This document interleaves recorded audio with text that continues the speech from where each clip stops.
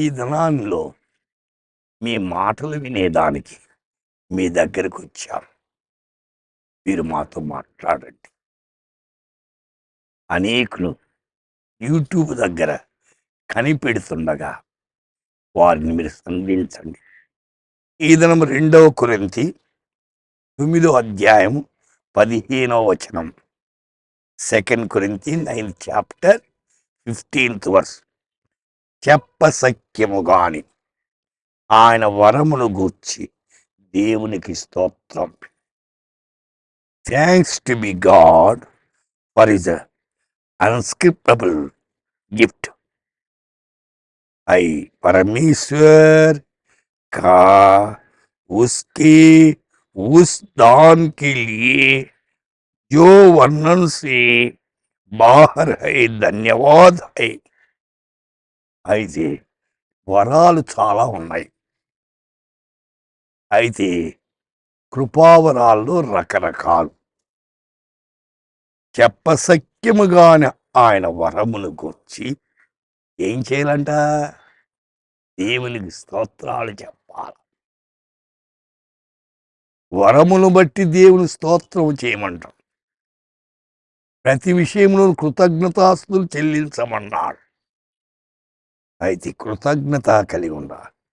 చాలామంది మేలు పొందుతారు కానీ కృతజ్ఞత కలిగి ఉండరు. అయితే మేలు పొందే వరకే పీడిస్తారు యేసయ్యను. మేలు పొందిన తర్వాత దూరం అయిపోతున్నారు. అయితే కృపావరమైతే అనేకమైన అపరాధ మూలముగా వచ్చినది మనుషులు నీతిమంతులుగా తీర్చబడు కారణమైనది.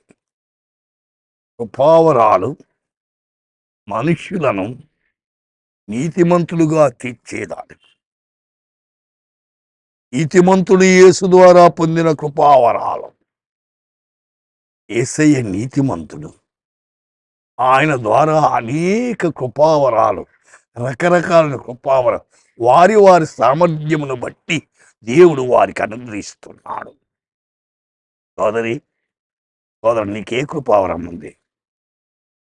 ఏ కృపావరం ఇచ్చావో తెలుసుకున్నావా? అడిగావా ఆయన్ని?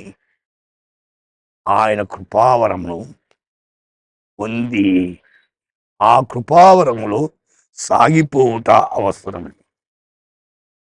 2 కొరింథీ 2:14 మా ద్వారా ప్రతి స్థలమందును క్రీస్తును గూర్చిన జ్ఞానము యొక్క సువాసనను కనుపరుచుచు ఆయనందు మిమ్మును ఎల్లప్పుడూ విజయోత్సవంతో ఊరేగించున్న దేవునికి స్తోత్రం. ఎక్కడ? ప్రతి స్థలములో. ఎవరి గురించి చెప్పాలా? క్రీస్తు గురించి చెప్పాలా. అది క్రీస్తు సువాసన. నువ్వు సువాసనగా ఉన్నావా, దుర్వాసనగా ఉన్నావా? సువాసన ఉంటే ముక్కులు గాలి పిలుస్తుంటావు, దుర్వాసన ఉంటే ముక్కులు మూసుకుంటావు.